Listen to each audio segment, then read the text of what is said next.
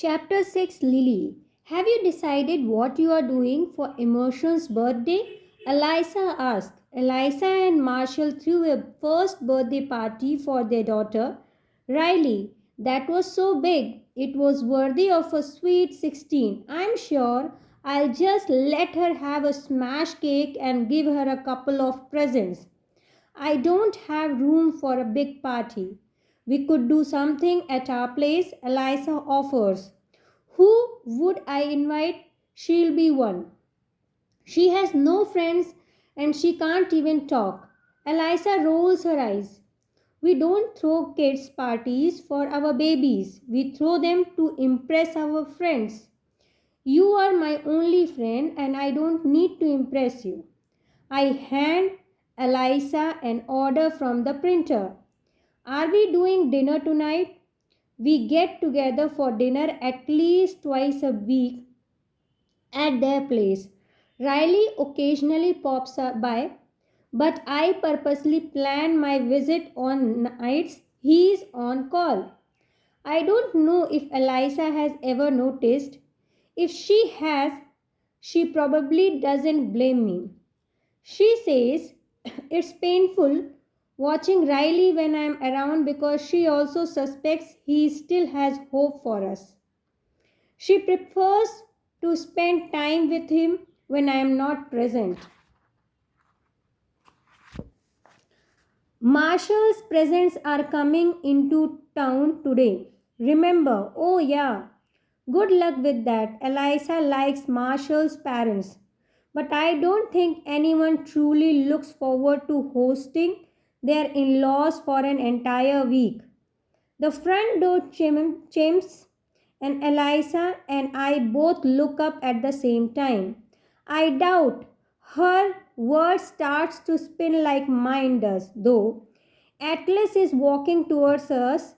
Is that, oh God, I muttered under my breath. Yes, he is a good. Eliza whispers, what is he doing here?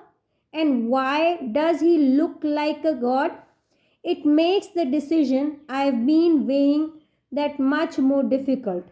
I can't even find my voice long enough to say hello to him. I just smile and wait for him to reach us. But the walk from the door to the front counter seems like it's expanded by a mile.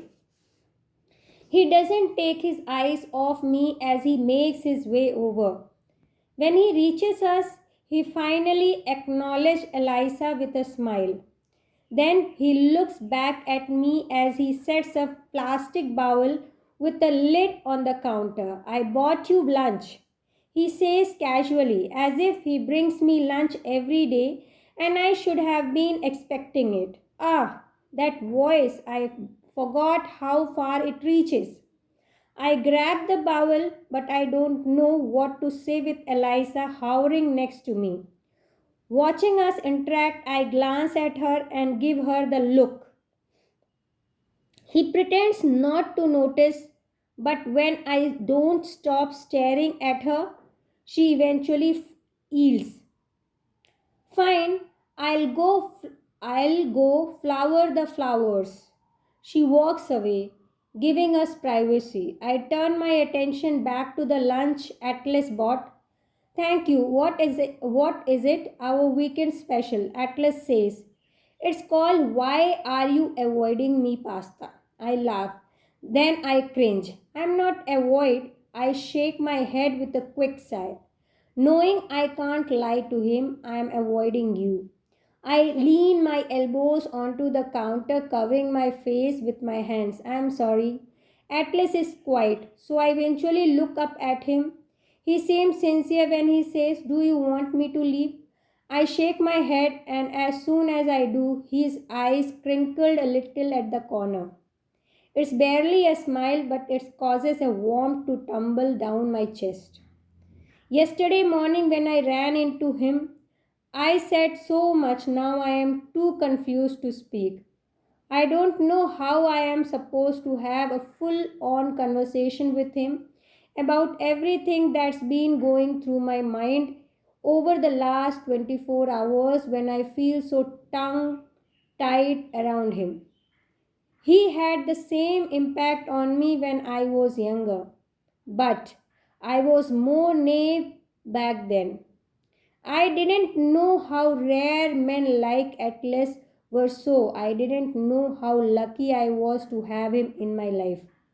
I know now, which is why it's terrifying me that I might screw this up or that trial might screw this up. I lift the bowl of pasta he bought. It smells really good. It is good, I made it. I should laugh at that or smile, but my reaction doesn't file the conversation. It sets the bowl aside when I looked at him. Again, he can see the war in my expressions. He counters with a reassuring look. He Not much is said between us, but the non-verbal cues we trading are sighing enough. My eyes are apologizing for my silence over the last 24 hours. He's silently telling me it's okay, and we're both wondering what comes next.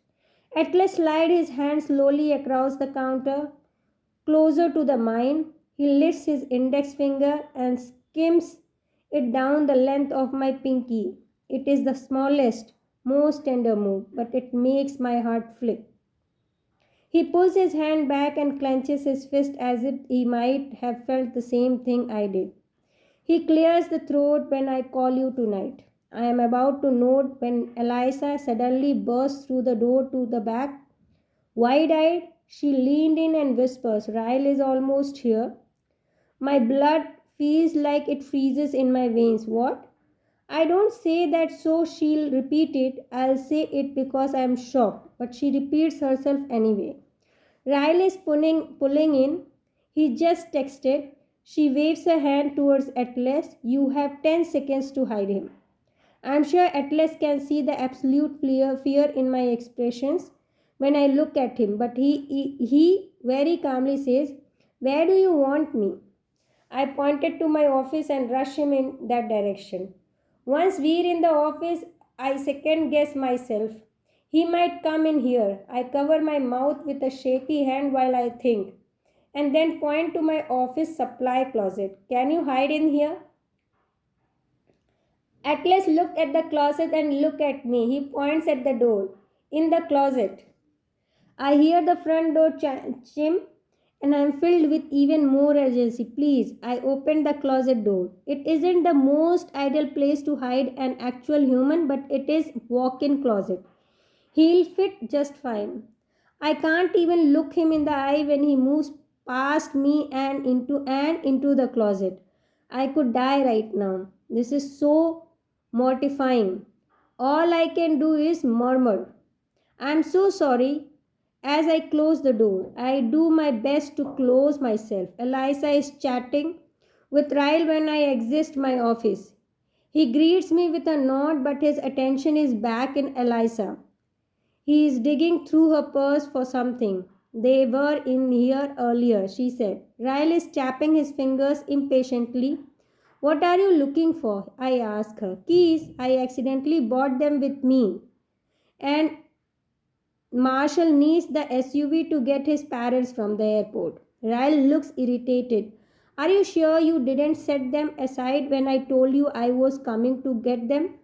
I tilted my head, focusing on Eliza. You knew he was coming. How could she forget to tell me he was on his way here when Atlas showed up? She reddened a little. I got sidetracked by unexpected events. She holds up her hand in victory. Found them. She drops them in Ryle's palm. Okay, bye, you can leave now. Ryle make a move like he's about to go, but then he turns and sniffs the air. What smells so good? His and Eliza's eyes meet the bowl at the same time. Eliza pulls it to her, cradle it. I cooked lunch for me. And Lily, she lies. Ryle raises an eyebrow. You cooked? He reached for the bowl. I have to see this. What it is? Eliza hesitates before handing him the bowl. Yeah, it's chicken. Barbadola. Meat. She looks at me and her eyes are wide. She is such a horrible liar. Chicken? What? Ryle opens the bowl and inspects it. It looks like shrimp pasta. Eliza clears her throat. Yeah, I cooked the shrimp in chicken stock. That's why it is called chicken Barbara Dolomite. Ryle puts the lid back on and look at me with concern as he slides the bowl across the counter back to Eliza. I'd ordered pizza if I were you. I force a laugh, but so does Eliza. Both of us laughing makes our reaction seem way too compulsory for a joke that wasn't even funny. Ryle expressions narrows. He takes a couple of steps back, suspicious look in his eyes.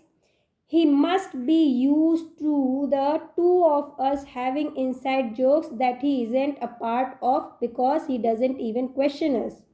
He spins and walks out of the flower shop in a rush to get the keys to Marshall. Eliza and I both stand still as statue until we are sure he left the building and is away out of earshot.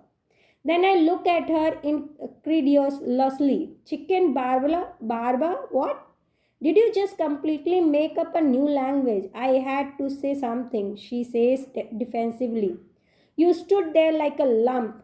You are welcome. I waited a couple of minutes to make sure Ryle has had time to leave. I walk out from the front to ensure Ryle car is gone.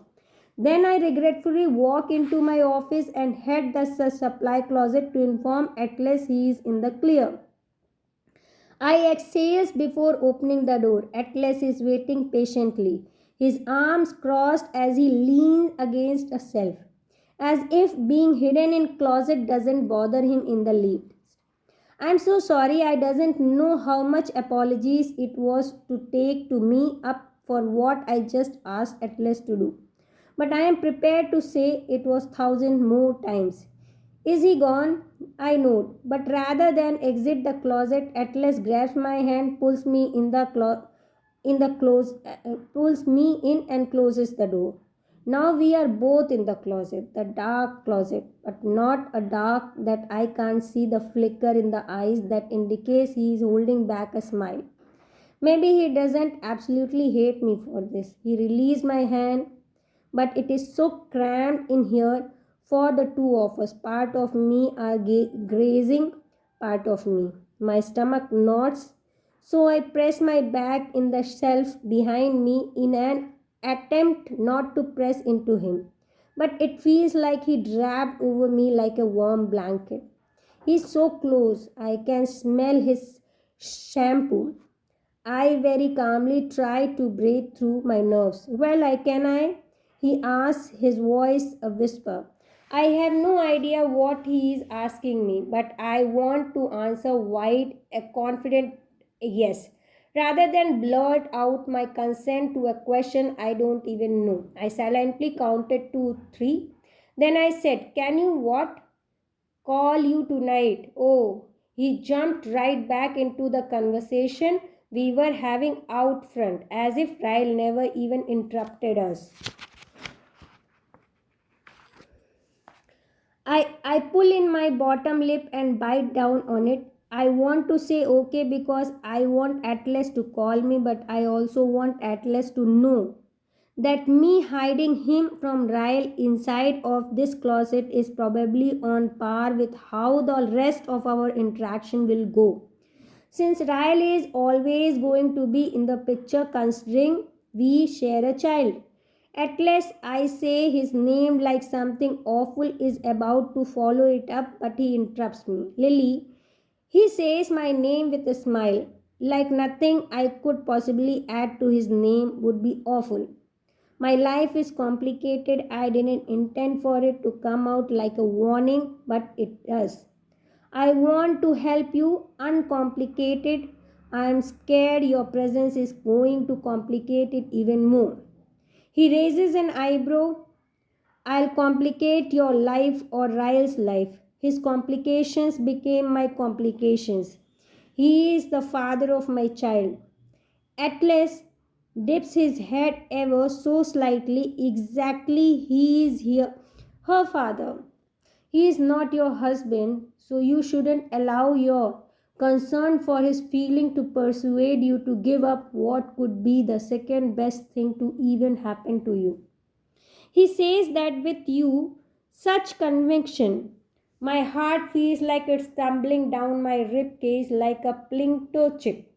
The second best thing to ever happen to me. I wish his confidence in us were contagious. What's the first best thing to ever happen to me? He looks at me pointedly, emotion. Hearing him call my daughter the best thing to ever happen to me makes me damn near melt. I hug myself and hold back my smile. You are going to make this difficult for me. Atlas slowly shakes his head. Difficult is the last thing I wanted to be for you, Lily. He moves and the door begins to open, spilling light into the closet. He faces me with one hand on the door and the other on the wall. When a good time to call you tonight? He seems so at ease with this conversation, it makes me want to pull him back into the closet and kiss him so that maybe some of his assurance and patience will seep into me. My mouth feels like cotton when I say whenever. His eyes settled on my lips for a beat, and I feel that look all the way to my toes. But then Atlas closes the door, shutting me alone inside the closet. I deserve that. A mixture of embarrassment, nervousness, and maybe even little bit of desire is flooding on my cheeks. I remain unmoving until I hear the faint chime of the front door being opened. I am fanning myself when Atlas opens the closet door moment later. I quickly drop my hand to my hips to hide what Atlas' presence does to me. Eliza folds her arm across her chest. You hide him in the closet? My shoulders fall with my shame, I know. Lily, she sounds disappointed in me, but what would she rather I have done? Reintroduce them to one another? I mean, I'm glad you did it because I'm not sure how the that would have turned out. But you hid him in the closet. You just shoved him in here like an old coat. Her rehashing the moment isn't helping me recover from it. I move towards the front of the store with Eliza on the heels. I had no choice. Atlas is the one guy in the earth Ryle would never approve of me dating. I hate to break it to you, but there's only one guy in this earth Ryle would approve for dating. Is that Ryle? I don't respond to that because I'm terrified that she is right. Wait, Eliza says, are you and Atlas dating? No, but you just said he's the one guy Ryle would never approve of dating. I said that because if Ryle had seen him here, that's what he would have assumed. Eliza folds her arms over the counter and looks crestfallen. I am feeling very left out right now. There's a huge gap you need to fill it. Gap? What do you mean? I try to look busy by pulling a vase towards me and moving some of the flowers around. Eliza takes the vase from me. He bought you lunch. Why did he bring you lunch if the two of you weren't actively talking? And if you were actively talking, why didn't you tell me about it? I put the vase back from here. We ran into each other yesterday. It was nothing. I haven't even spoken to him since before Emmy was born. Eliza grabs the vase again. I run into old friends every day. They don't bring me lunch. She slides the vase back to me. We are using it like a conch shell, as if we need it for permission to speak. Your friends probably aren't chefs. That's what chefs do. They cook people lunch. I slide the vase back to her, but she says nothing. She is concentrating so hard, it's like she's attempting to read my mind to get past all the lies she thinks I am sipping. I pull the vase back from her. It's honestly nothing yet. You'll be the first to know if anything changes. She looks momentarily satisfied by the response, but there is a flicker of something in her face before she looks away. I can't tell if it's concern or sadness. I don't ask her because I know this is hard for her. I imagine the idea of any man bringing me lunch who isn't trial probably makes her little sad. And in Eliza's idea of left perfect world, she would have a brother who never hurt me, and I would still be her sister in law.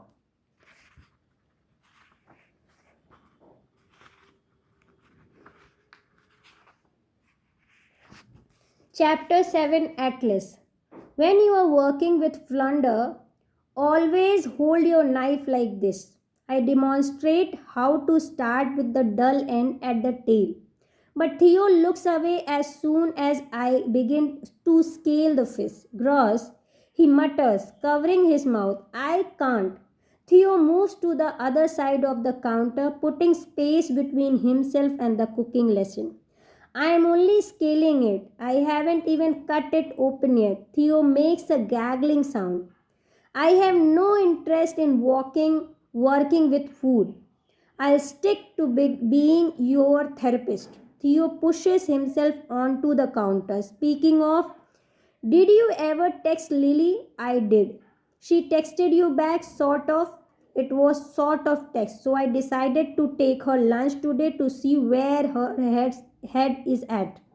That was a bold move. I spend my life not making bold moves. When it comes to her, I want to make sure she knew where I stood this time. Oh no, Theo says. What cheesy thing did you say to her about fish and beaches and shores? I never should have told him what I said to Lily about finally reaching to the shore. I'm not going to hear the end of it. Shut up.